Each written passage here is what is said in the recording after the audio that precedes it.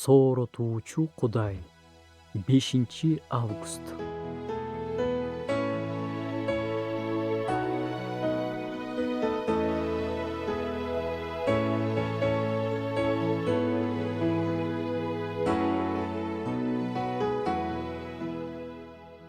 Башыңарга кандай гана кыйынчылык келип турбасын, каражат жагынан кыйналып болобу, ден соолук жагынанбы, куугунтукпу, жакындарыңар менен болгон мамиледеби, же дагы башка нерселерби, алардын баары тең бизди Кудайдын сүйүүсүнөн ажырата албайт.